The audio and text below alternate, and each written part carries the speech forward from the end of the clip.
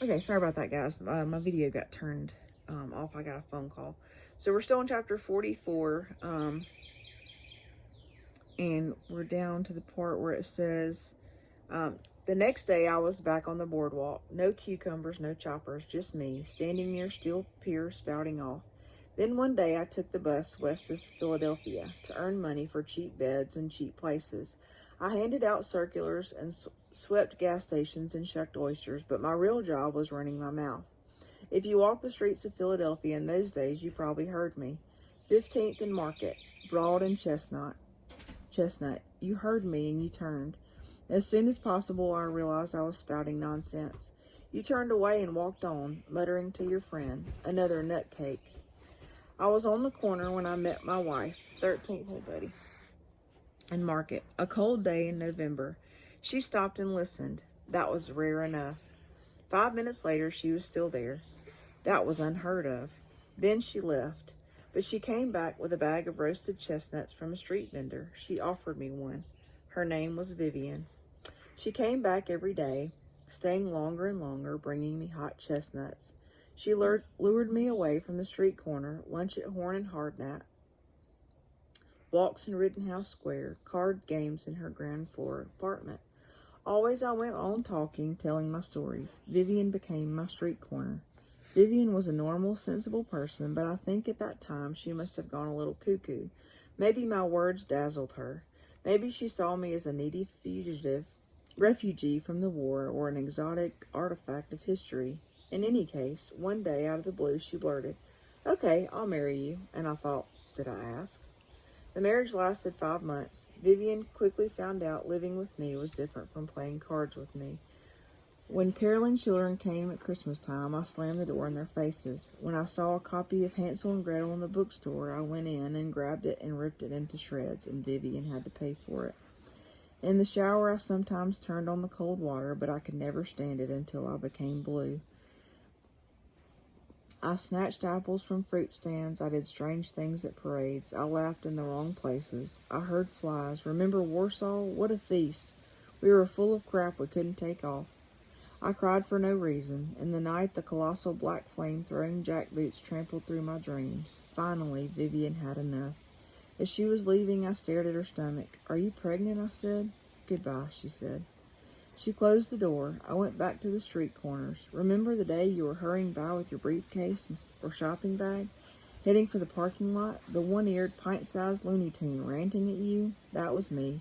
Flapping day after day about Oleg and Yuri and Himmler and the chicken and Cuba and the clown and the crows and the black pearls and my Yellowstone and the food that flew over the wall and the flaming, flying cow and the orphans marching and singing, and the man scrubbed the sidewalk with his beard, and Buffo's belly, and Dr. Corsick's cozy goatee, and the ladies with white gloves and cameras, and Greta the horse that never was. They were all a jumble in my head. What a mess they must have been coming out of my mouth. And you were the thing that gave me shape. But I wasn't even listening, you say. I don't even remember you. Don't feel bad. The important thing was not that you listened, but that I talked. I can see that now. I was born into craziness. When the whole world turned crazy, I was ready for it. That's how I survived. And when the craziness was over, where did that leave me?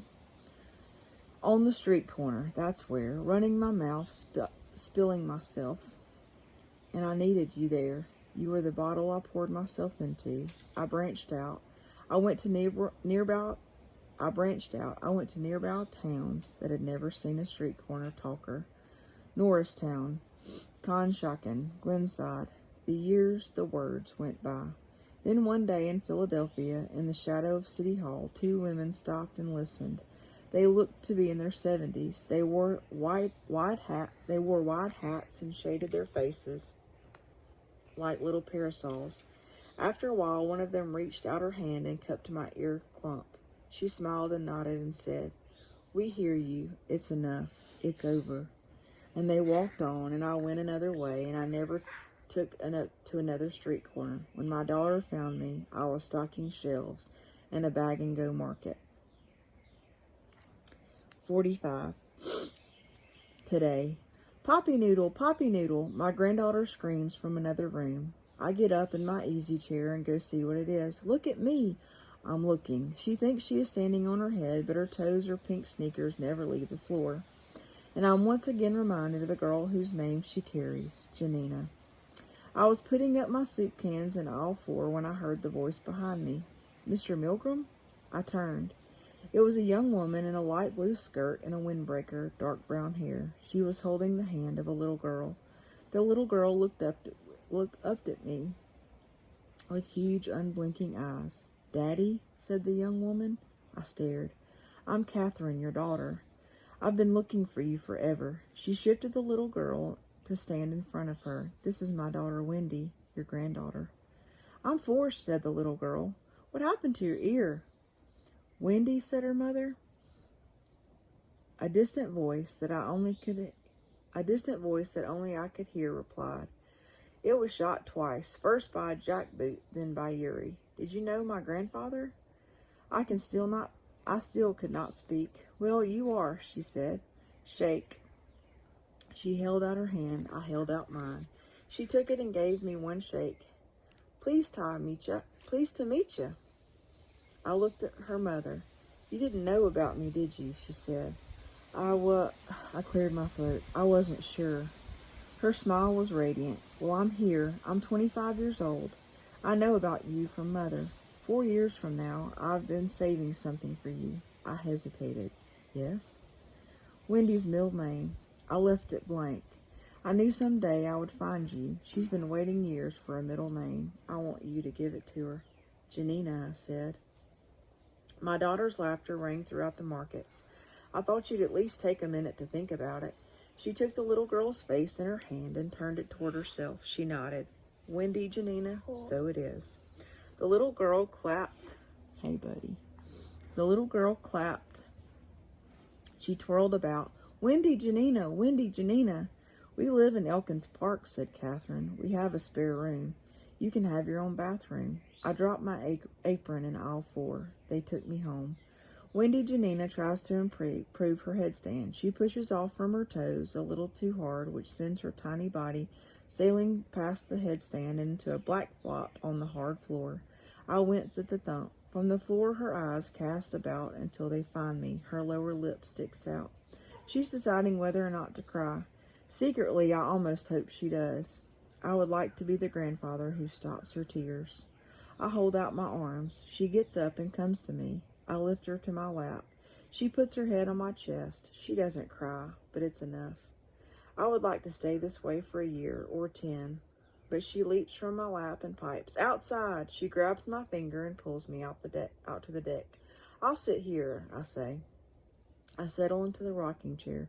"Watch me," she says, and runs to the swing set. I watch. She swings back and forth, the maple tree behind her in a brilliant orange.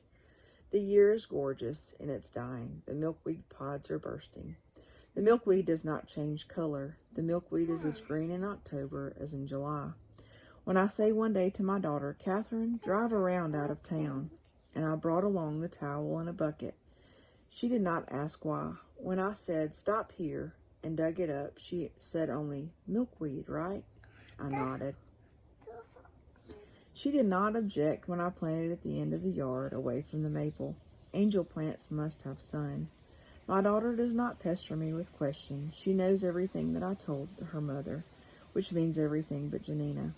All those years of talking, all those street corners, I kept my sister to myself. One time, Catherine said to me, "Are you ever going to tell me why you named her Janina?" "Someday," I said. At last, Wendy Janina tires of the swing, or maybe she just wants to ride on the rocker, me doing the work. She plops down on my lap. "Rock, Poppy Doodle." I rock, I smile, I close my eyes. I think of all the voices that have told me who I have been, the names I have had. Call me thief, call me stupid, call me gypsy, call me Jew, call me one-eared Jack. I don't care. Empty-handed victims once told me who I was. Then Yuri told me. Then the armband. Then an immigration officer. And now this little girl in my lap, this little girl who silences the trampling jackboots. Her voice will be the last. I was, now I am. I am Poppy Noodle. I hope you really enjoyed this book and got to see how his life ended up with the blessing of a daughter and a grandchild. And if you have any questions about this week's reading, just let me know on Google Classroom, or you can send me an email. And I hope you guys have a great week.